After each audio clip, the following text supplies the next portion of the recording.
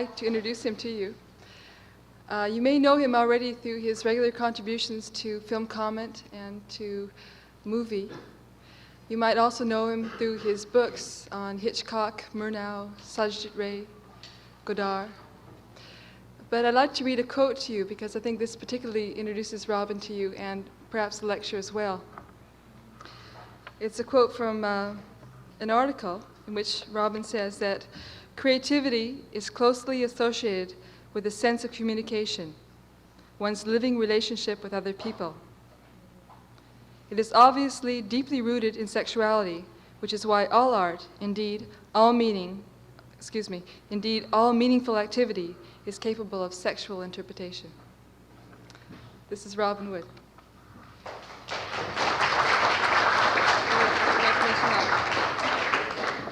I should mention also that Robin comes to us from Toronto, where he's right now the chairman of the Department of Fine Arts at Atkinson College, York University. Thank you.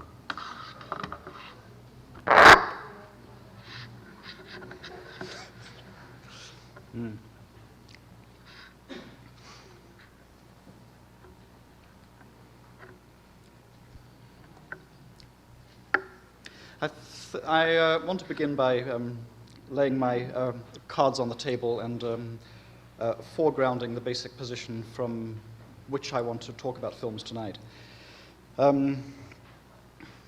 The basis of that position could be described very simply as a commitment to the gay liberation and feminist movements as radical and revolutionary movements. And I'll try to talk first about the implications of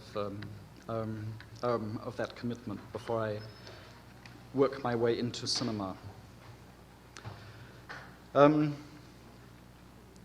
I used the word revolutionary. Revolution is, of course, concerned with overthrowing things. In this case, no less than the overthrow of patriarchal capitalism, which is to say the entire structure of the culture within which we live. The privileged figure of that culture still, despite all the liberal modifications of the 60s and 70s, is the white heterosexual male. I mean that figure, of course, to be understood in an ideological sense, not on the level of individual people. Perhaps I should make clear that how completely unprejudiced I am by saying that some of my best friends are white heterosexual males. It's the figure, the ideological figure of the white heterosexual male who constructs and controls the institutions which rule our lives. Let me talk a little about my title, Sexual Ideology and Film, or explain the term sexual ideology and what I'm trying to do with that term.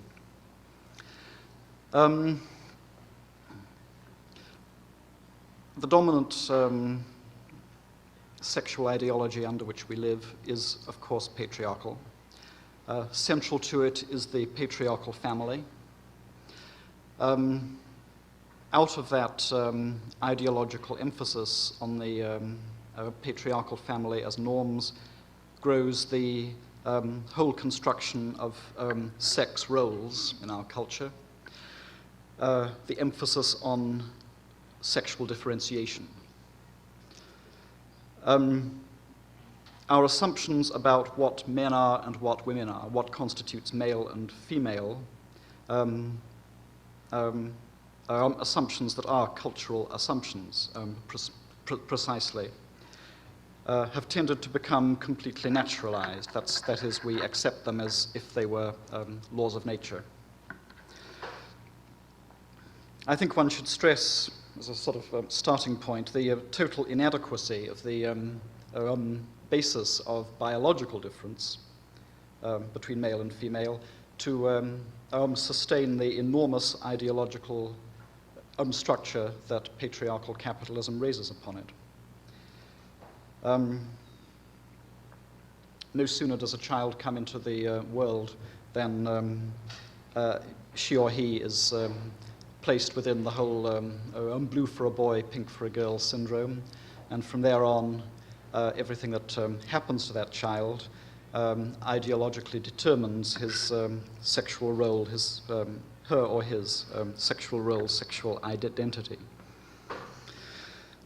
Now, it's this ideological structure, this structure of ideological assumptions that gay liberation and feminism, at their most radical, combine in an attempt to undermine and overthrow.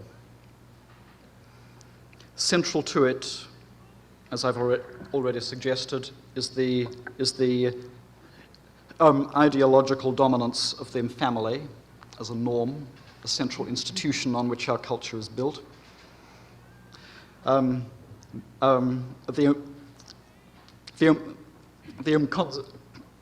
concept of marriage, which one needs to define more precisely, I think, as legalized heterosexual monogamy, which is the definition that the term marriage has within our culture, as the support of the family, the inferior position of women, the repression through the acquisition of sex roles of gayness, bisexuality, androgyny, and the oppression of whatever refuses to be repressed within society.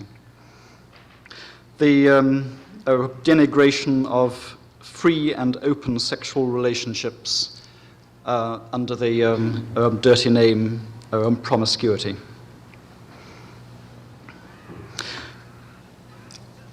What I've outlined suggests a program that would offer particular ways of looking at the cinema, which in turn can offer particular sorts of insight into films.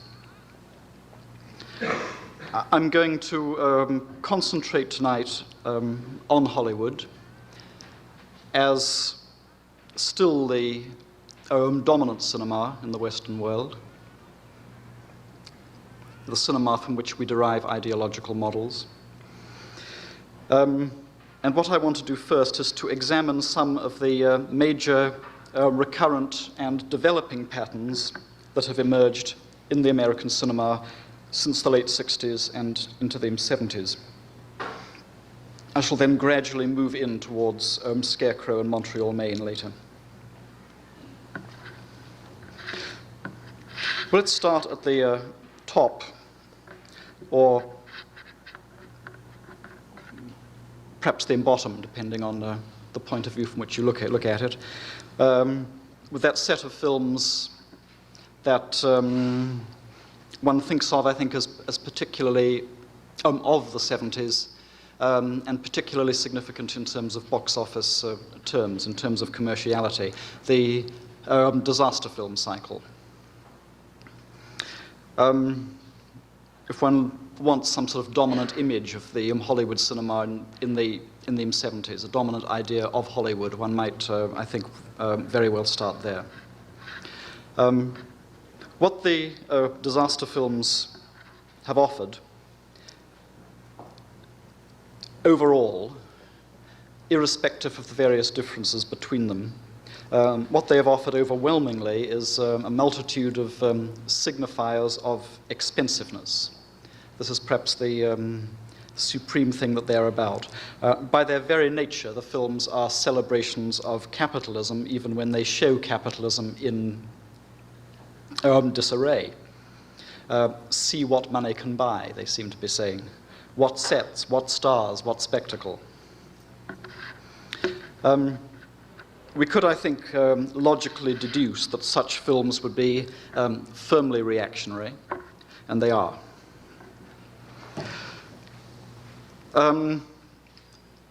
Paradoxically, however, each each of the disaster films has been centered on a kind of microcosm of the capitalist establishment in its upper reaches, the sort of affluent levels of capitalist society, and shown it to be threatened, shown that microcosm to be threatened by some appalling catastrophe, by the threat of overthrow, in other words.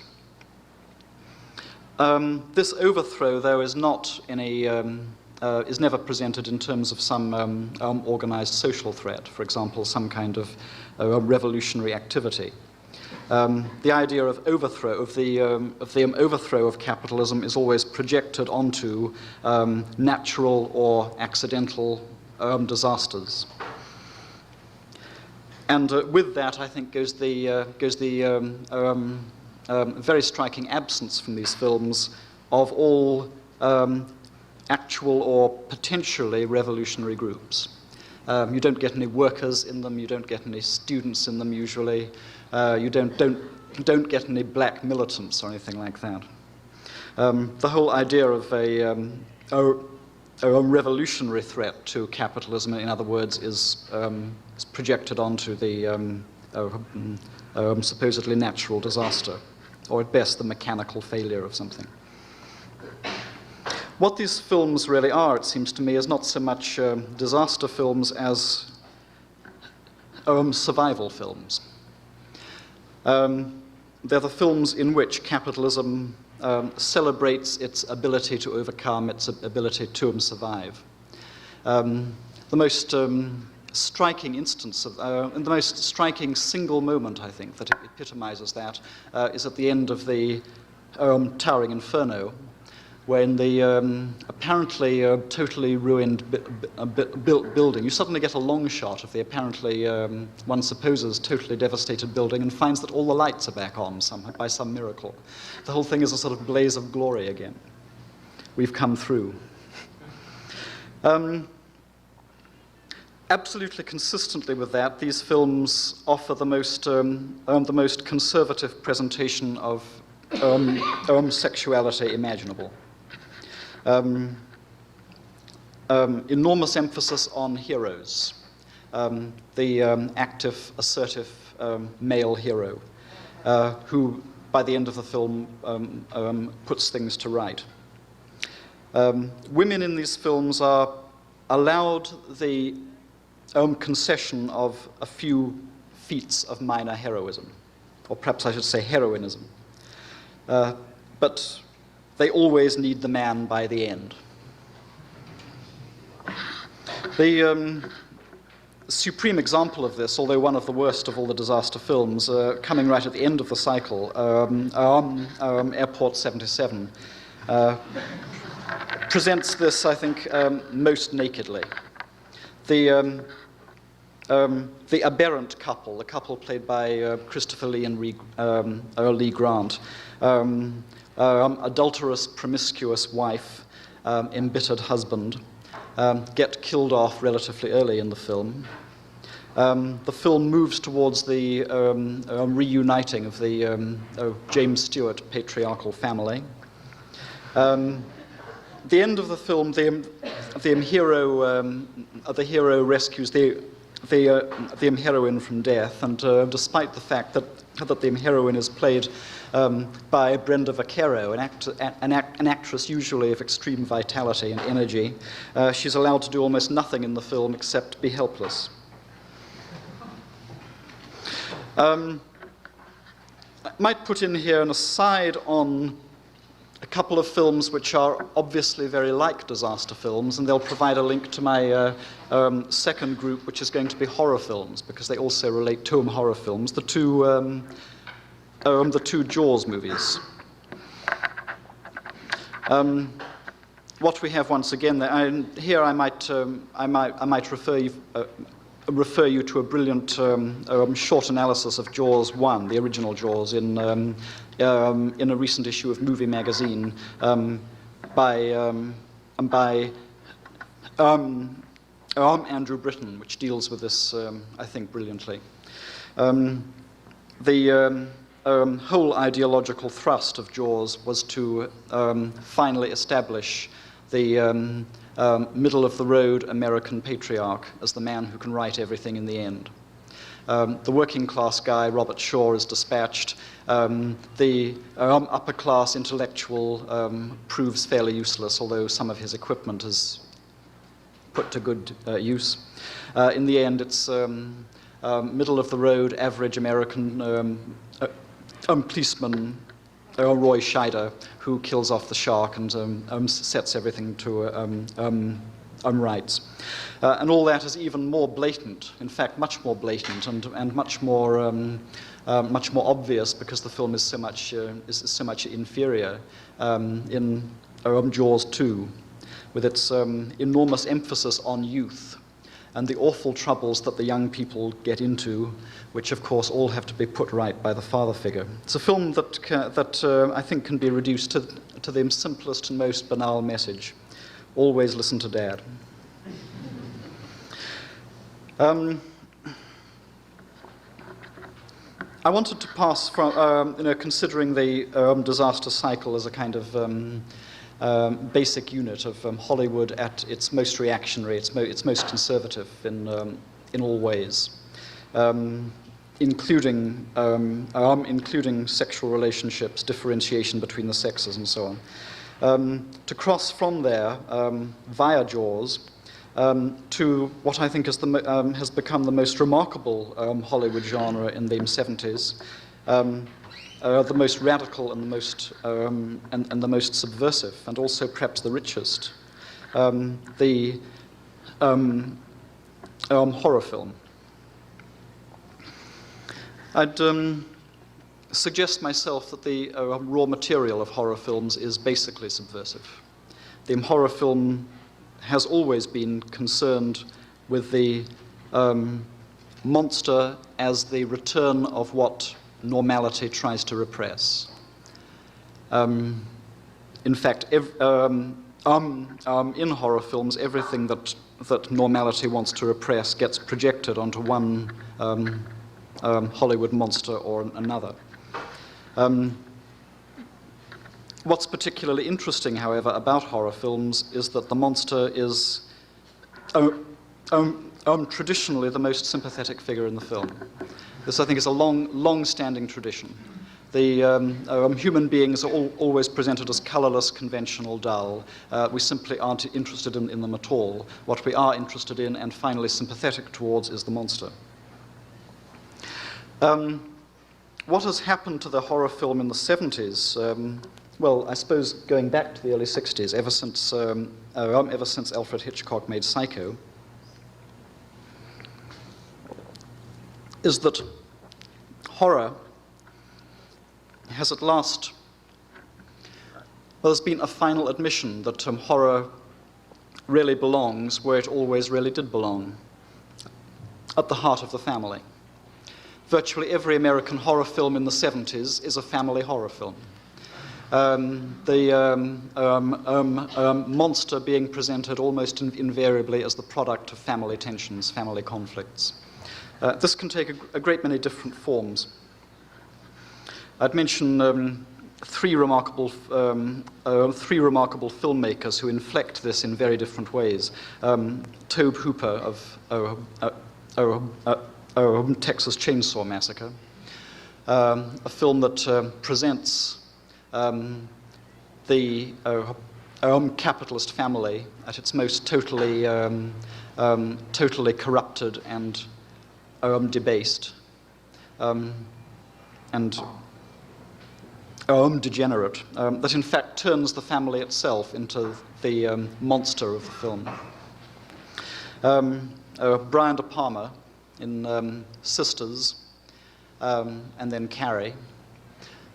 Sisters, I think, by far the more remarkable of the two films, and arguably I think almost the only truly radical feminist film to come out of Hollywood. Sisters being concerned single-mindedly with a systematic analysis of the ways in which women are oppressed in a male-dominated society. And finally, thirdly, Larry Cohen, It's Alive, Demon, and now It Lives Again, the sequel to It's Alive. A film which should be released almost any day now, I think, in Canada.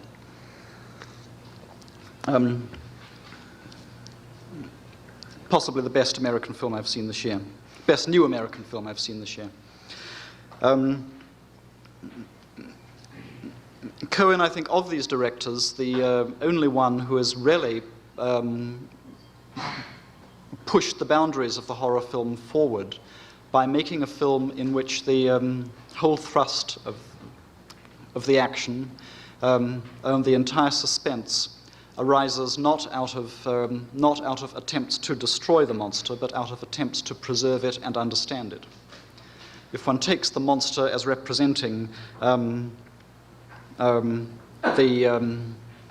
mysterious other that bourgeois society cannot afford to understand or recognize, that becomes a very important step forward in the development of horror movies. On the whole, though, and this would include Sisters and Brian De Palma's work, what one gets in the horror film is at best a negative radicalism. The films, that is, often with extraordinary rigor and generally with total pessimism, are concerned with the impossibility of life in the culture that we know, with the impossible contradictions, tensions, strains, the sort of central horror of capitalist civilization. They don't offer any way out of that. But they are, I think, essentially radical films in their analysis. I should also, though, I think, mention in passing that the 70s horror film has also developed a very marked right wing, marked by films like The Exorcist, The Sentinel, The Evil, which is running in Montreal now. Quite an interesting film. Films which are intensely reactionary by the end. Where the demon, the devil, or whatever, who is, as usual, the interesting figure in the film and who brings out all the sort of repressed forces, in the end is sort of overcome by very traditional Christianity. The endings of the film also marking sort of restoration of patriarchy in one form or another. My mention of Sisters, again, makes a transition to my next group of recent American films. I described Sisters as one of the only truly radical feminist films ever to come out of Hollywood. Recently, of course, we've had a great... Hollywood has made a great display of trying to deal with feminist issues. And I wanted to pass to a brief discussion of what I describe as bourgeois feminism. You can all think of half a dozen or more films in recent years that would fit into that description. I want to concentrate on two because I think the parallels between them are so interesting. Alice Doesn't Live Here Anymore, which is perhaps the first of the cycle, the first important film of the cycle, Martin Scorsese, and An Unmarried Woman. There is no, as far as I know, there is no actual connection between the films. That is to say, they aren't connected by their directors, by their scriptwriters, by their studios, or anything like that. And so the fact that they follow an almost, well, a really closely parallel pattern becomes extremely important. One can deduce from the films, I think, a kind of a paradigm of how Hollywood attempts to deal with radical movements. This pattern, then, in the two films. Both films start with the woman involved in an unsatisfactory marriage.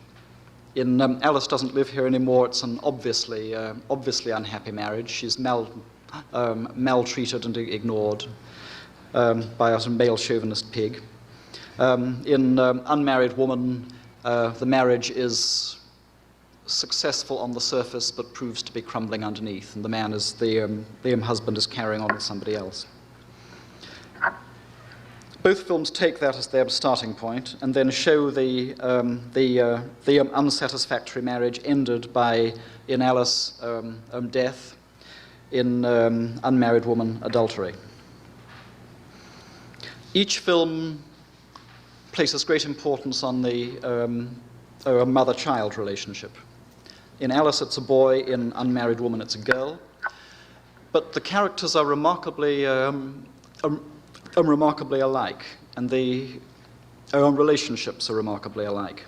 In both cases, we're presented with a mother-child relationship that appears to be very, very close, friendly, lots of give and take going on both sides. In both cases, the child is shown to be extremely precocious and sort of talks back to mother and says what he or she likes, uses swear words, and so on. A very sort of superficially liberated child in a way. Next, both films offer the woman the support of other females. You get sort of lip service paid to the importance of a female group. The waitresses in Alice Doesn't Live Here Anymore, the heroine's friends in Unmarried Woman. Both films provide the heroine en route with an encounter with an unsatisfactory lover. Unsatisfactory in Alice Doesn't Live Here Anymore because the Harvey Keitel character is psychotic. Unsatisfactory in Unmarried Woman because the Cliff Gorman character is promiscuous. Finally, both films move towards finding Mr. Right in the forms of Chris Christopherson and Alan Bates. And the parallels then become extraordinary, I think, in the personas of those two stars, because they carry almost exactly the same signifiers. Although Christopherson plays a farmer and Bates plays an artist, both physically are presented as very much the same types: burly, hairy, bearded, very masculine in the sort of traditional patriarchal way. What these films offer, I think, and I don't want to sort of reject the films out of hand. I think they have a lot of positive and genuinely progressive elements in them. They do continually play with. This is a phrase I think is important with when Hollywood is dealing with at least sort of partially radical issues. Play with. The films love to play with these issues without really getting hold of them and doing anything really fundamental with them. But the films do play with ideas like the possibility of free and open parent-child relationships, the possibilities of mutual female supportiveness, women groups, the possibilities of love outside marriage or sexual relationships outside marriage. What they do by the end, however, is to make us forget about all that. They produce the ideal liberal patriarchal figure, an absolutely traditional figure of masculinity, absolutely reasserting the idea of sexual roles, sexual differentiation, but at the same time a nice guy who is going to let the woman talk things over, and she's going to have a bit more freedom than she had before, and she may even be allowed to have a little bit of a career. Except that in Alice Doesn't Live Here Anymore, the film has taken great pains to show that Alice's career is really meaningless. It's a beautiful example, I think, of what Roland Barthes in mythologies calls inoculation. Bourgeois society inoculates itself with a little bit of criticism in order to safeguard itself from any really fundamental or damaging criticism.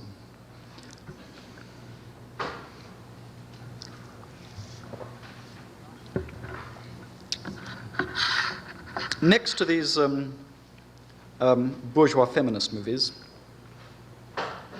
I want to place one of the other really remarkable phenomena of the 70s, the male couple road movies. I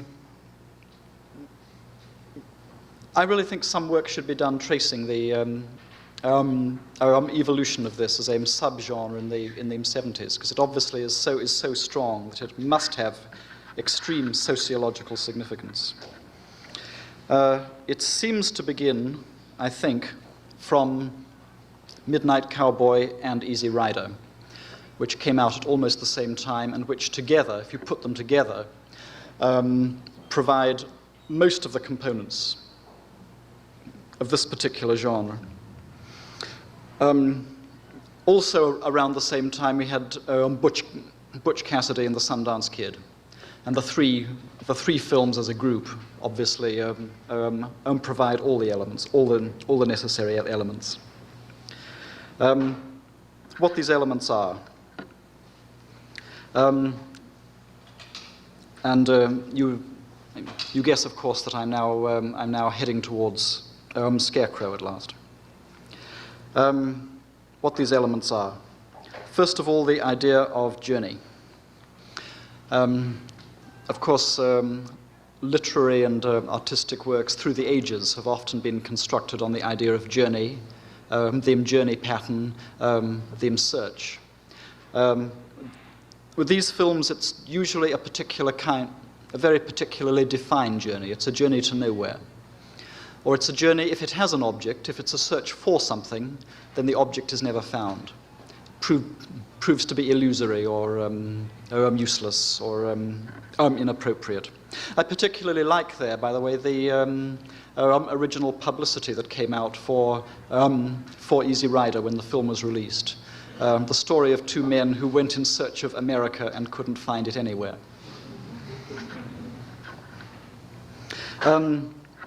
With the journey pattern goes the absence of home, the breakdown of the concept of home, home and family. One of the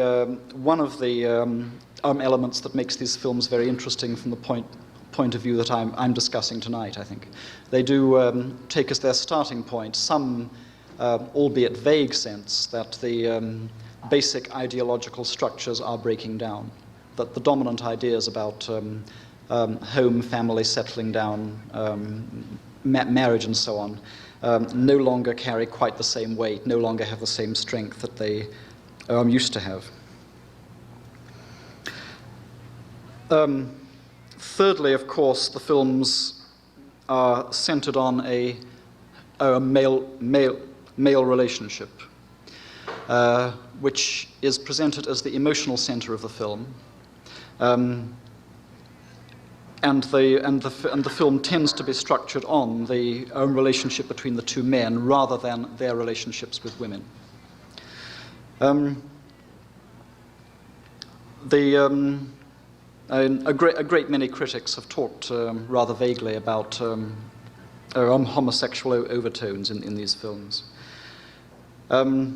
which is obviously a danger from the Hollywood point of view that these films run. That's why, I take it, there have to be women in these films.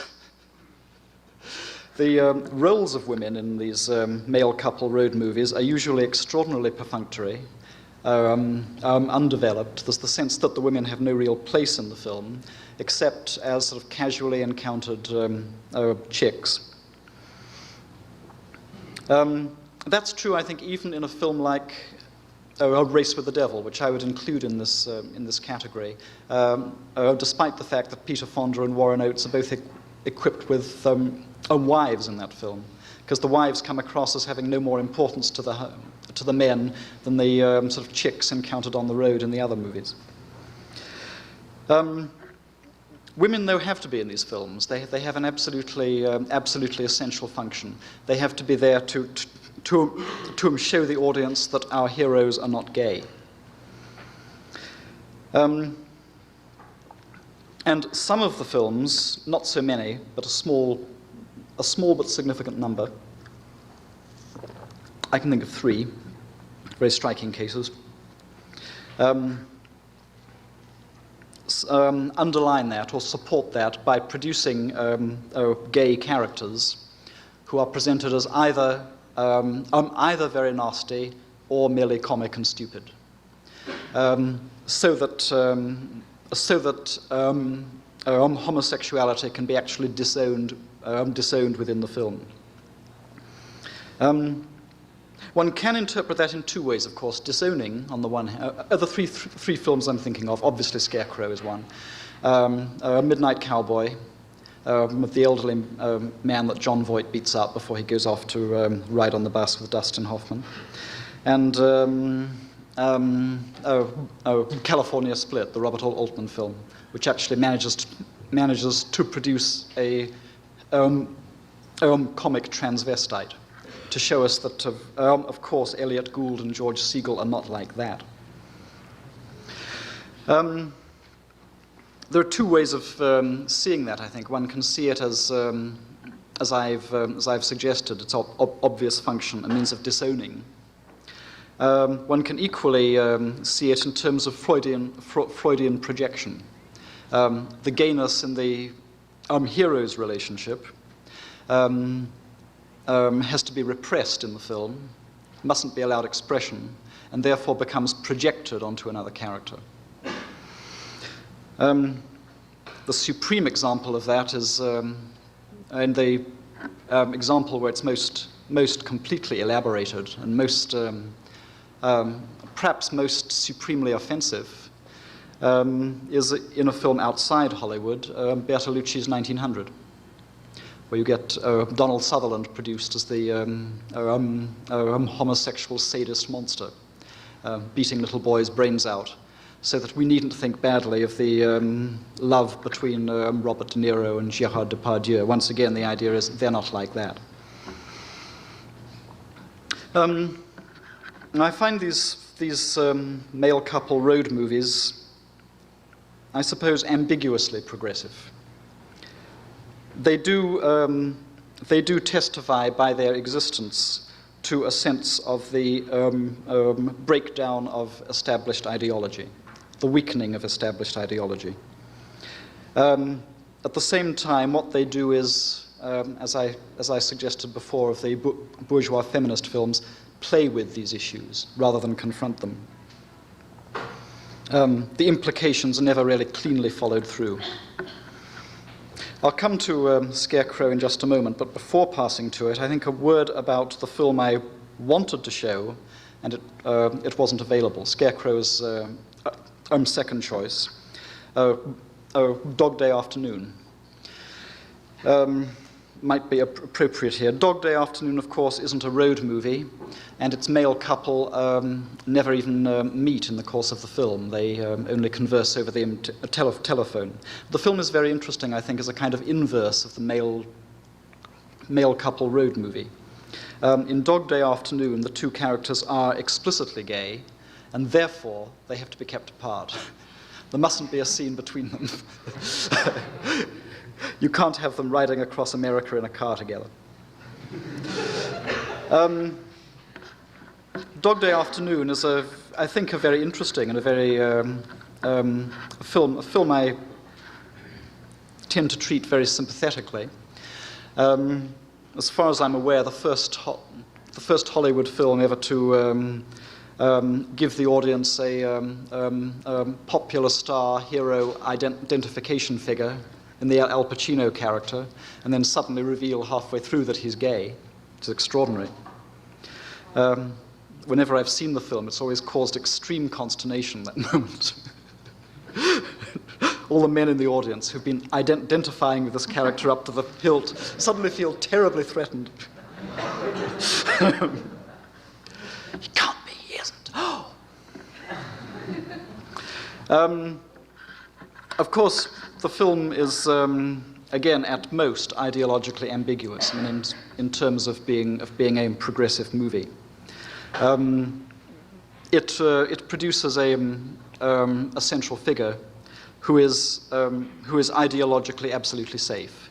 He doesn't offer any sort of revolutionary threat to the establishment structure, in other words.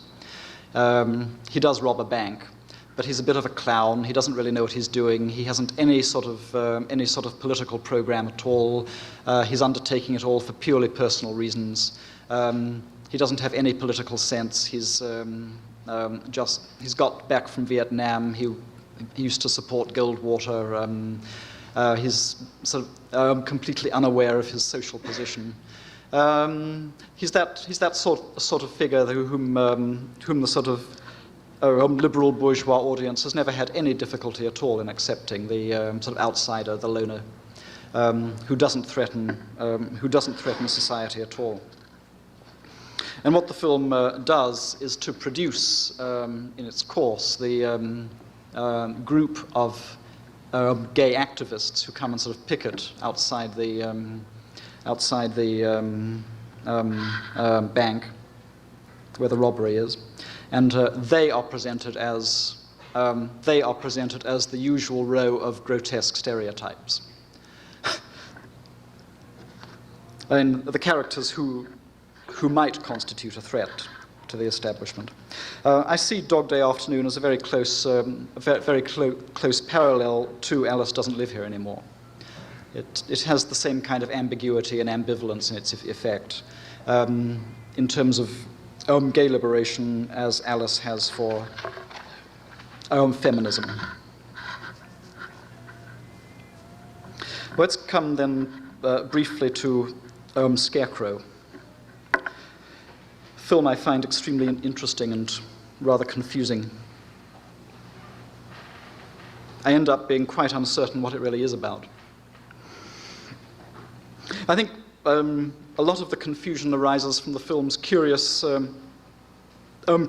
hybrid nature. Half Hollywood, half New York. Let me just explain what I mean there. Its director, Jerry Schatzberg, is absolutely a New York director rather than a Hollywood director. That's to say, he comes from he was originally a fashion photographer, but his background as a person is very much New York and intellectual. The acting in the film immediately betrays that. I think it's obviously method acting derived from the whole sort of Lee Strasberg studio school that produced Marlon Brando and many others. Very much a New York school of acting. Schatzberg, I think, is Schatzberg, as a New York intellectual, is not particularly interested in Hollywood and would not really like to see himself as making Hollywood movies. He makes movies that are perhaps made in Hollywood but are superior because they're more intellectual and they have all sorts of sort of artistic pretensions. On the other hand, Schatzberg didn't write Scarecrow, and it's very obvious, I think, that he took a script which is absolutely mainstream Hollywood. It fits almost exactly into the pattern I've described of the male couple road movie. You have once again the homelessness, the journey, the casually encountered women on the road, the central male relationship, the vicious homosexual, onto whom all the film's fears of gayness are projected. The final validation of the male relationship at the end of the film is the central relationship. But the surface emphasis that comes in with Jerry Schatzberg as its director, the surface emphasis on acting performance, on individualism, on that's to say, creating individual characters, on detailed psychological portraiture. All that, I think, very much obscures this basic generic pattern, although the generic pattern is nonetheless very strongly there. Now, again, a number of critics have seen the film as a kind of suppressed homosexual love story. This isn't just me. Schatzberg himself is very surprised by this. He told me that neither he nor the writer ever thought the film would be read in that way. So that we have a rather peculiar situation. Where this arises, where I see this arising is particularly in the Al Pacino figure. He can be interpreted, I think, fairly consistently as a repressed homosexual. And the tragedy of his life can be seen very much in terms of not his being homosexual, but in the fact of repressing it. The fact of forcing onto himself or allowing to be forced on him sexual roles, a sexual identity which he can't sustain. Max, the Gene Hackman character, in fact, forces a role on him by giving him a new name, Lion, an archetypally masculine name, as against the name Francis, which Max says he can't cope with, and which is, of course, sexually ambiguous. Francis, if one doesn't see it spelled, can be male or female. But also, of course, Pacino, Lion, this very unlion-like lion, has imposed an image on himself, an ideological image of what it is to be a man, what it is to be male. His whole obsession with his family, his child, and the idea of his fatherhood. And it's he's been living throughout the film according to that false image. The whole lion thing reaches its conclusion, and the notion of him having this sort of false identity imposed on, false masculine identity as lion imposed on him, comes out beautifully in that climactic scene in the fountain, where he becomes catatonic whilst actually clutching onto a stone lion. It's a kind of image of what he should be, juxtaposed with what he's become. Schatzberg was very surprised by that. He hadn't noticed it.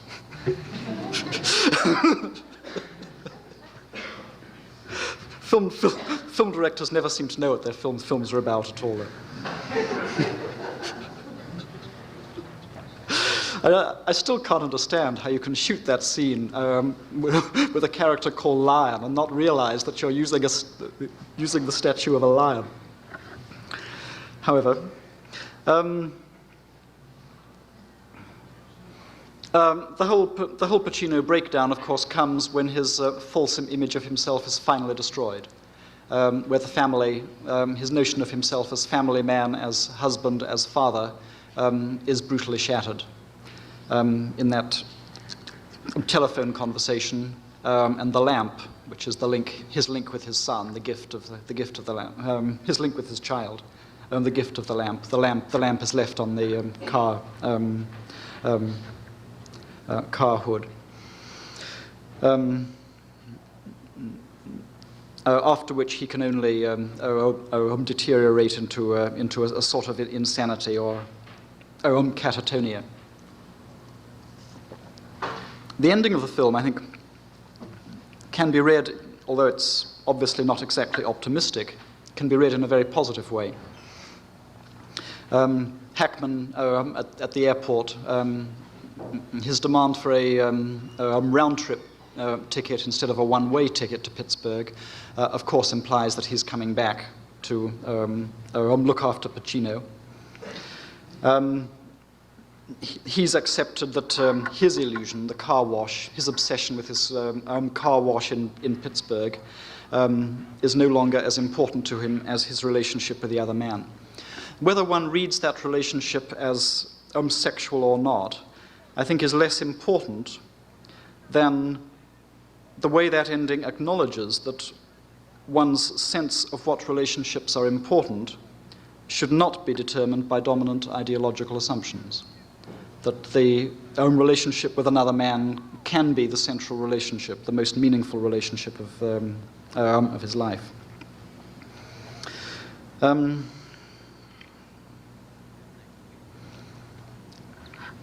Shall I pass straight to Montreal, Maine, Tom? It's getting rather late. I want to talk for about 10 minutes about Montreal, Maine. It's up to you, Robert. Well, I'd like to leave plenty of time for questions. Okay, go ahead. The alternative was to rescreen the first 10 minutes of Montreal, Maine, but you've all seen it this afternoon, so it's reasonably fresh in your minds. Okay, well, Montreal, Maine, I don't want to sort of produce this film as some kind of magical masterwork at the expense of the entire Hollywood cinema. I'm not trying to do that at all. In many ways, a film like Scarecrow is arguably a richer film, and I think that needs to be acknowledged. I still find Montreal, Maine quite remarkable.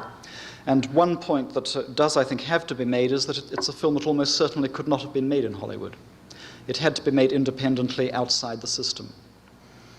At the same time, it manages to get made without becoming a sort of obtrusively avant-garde experimentalist work. It still makes use of reasonably traditional narrative patterns. Not entirely traditional, of course. It's extremely elliptical. It introduces a lot of characters, especially at the beginning, without one being sure who they are and how they relate to each other and so on. The audience is made to work very hard at trying to work out. Well, of course, you have to work terribly hard even to hear the dialogues. It's so badly recorded. That was presumably unintentional. But in terms of the way the narrative is constructed, you are made to work very hard, simply to work out who is who and how they relate to each other and what's going on. But it doesn't reject traditional narrative by any means. At the same time, it extends narrative, and it extends these themes, the kind of themes I've been the kind of themes that I've been suggesting a film like Scarecrow plays with, again, without really dealing with, I think in a very interesting way that I don't think Hollywood could have encompassed. I've heard Montreal, Maine spoken of as a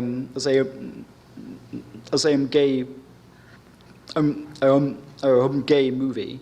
I don't think it is. I think that's a quite sort of false description of the film. Very interestingly, I think Frank Vitale, who directed it, co-wrote it with his other actors, and plays the part of Frank in the film, has said in interviews that he isn't gay. I don't think the film is concerned with gayness in itself as a phenomenon, and I don't think it's a sort of gay lib film particularly.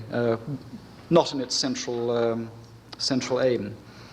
What the film is concerned with thematically is the breakdown of sexual differentiation, the breakdown of sex roles, of clear male-female sexual identity.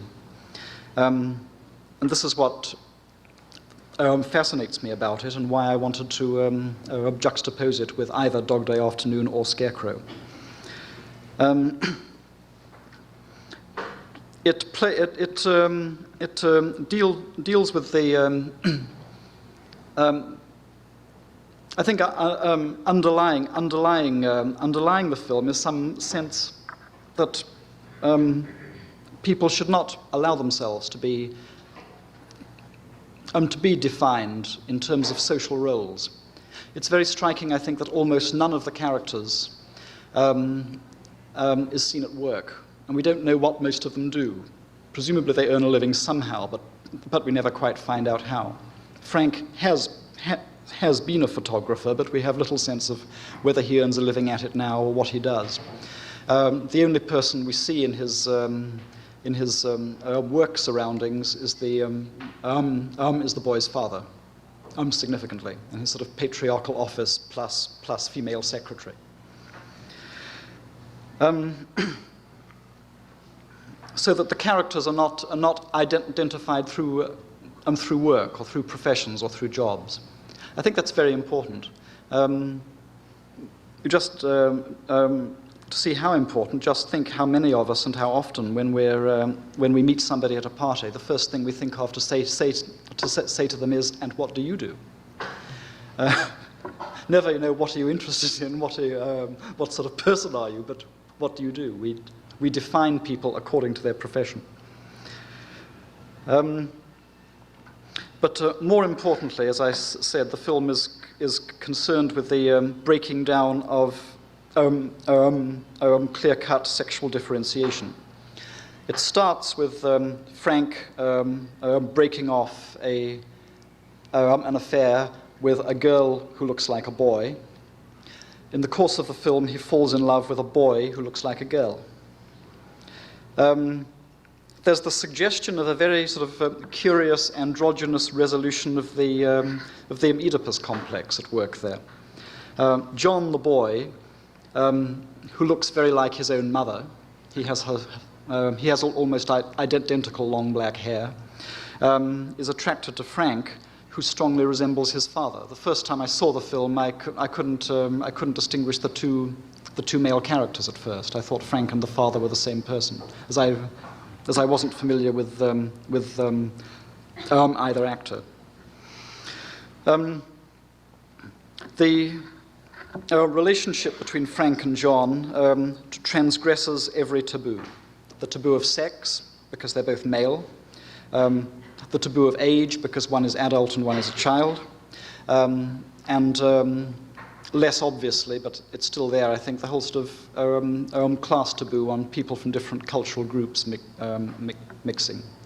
Frank is from some kind of counterculture, whereas John comes from a kind of established liberal culture. The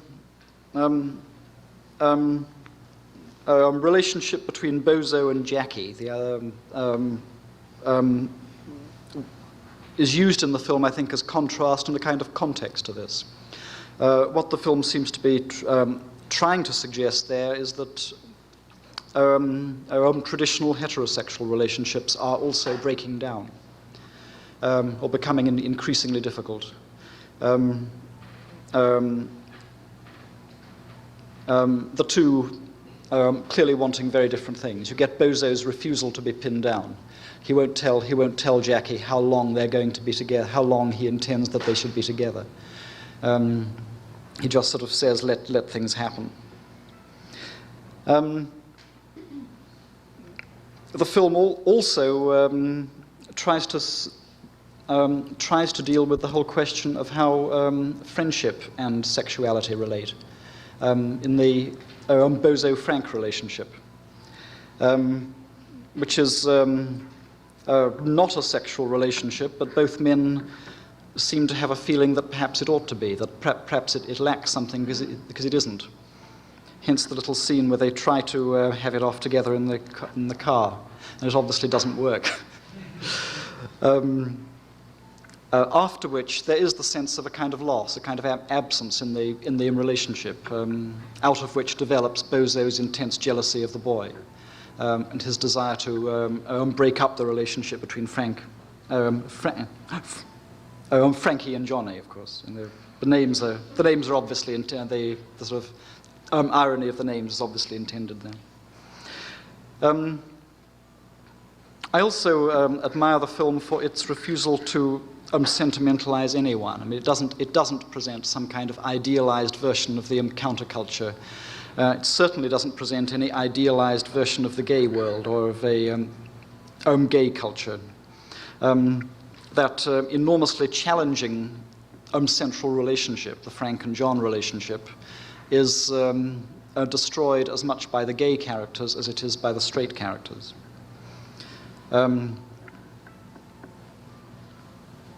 At last, I think we have a film there that confronts head-on the whole question of the artificiality of sexual differentiation in our culture, instead of playing with it and skirting around it the way that, that a film like Scarecrow does. Well, I think I'll stop. There was one other thing I wanted to say, which is simply to return to Hollywood for a moment and express regret at the current extreme reactionism of Hollywood. It really did seem in the 70s that the Hollywood cinema, on many fronts, especially the horror film, the Western, the thriller, was approaching a sort of point where the only step forward was into some quite new, radical territory. And having reached that threshold, it seems to be stepping very much back into films like Rocky, Heaven Can Wait, Star Wars, into a kind of safe from the point of view of the establishment, safe reactionism. Cheering people up, restoring confidence. Most of the important Hollywood films of the 70s have been centered absolutely on the on a sort of ideological crisis, a crisis in confidence, a sense that the whole structure of values in our culture can no longer be simply believed in or adhered to, that it's all crumbling. Now suddenly there seems to be a desperate attempt to reaffirm those values. Rocky, for example, Sylvester Stallone actually said that it's a film that attempts to reaffirm the good old values, which turn out, of course, to be capitalism, sexism, and racism. There's also a very interesting article in the latest issue of Jump Cut, which I would strongly recommend if you don't know it. It's one of the few American film magazines worth reading. Rather convincingly analyzing Close Encounters of the Third Kind as a sort of crypto-fascist movie. And as Close Encounters is one of the more serious and one of the more impressive of these sort of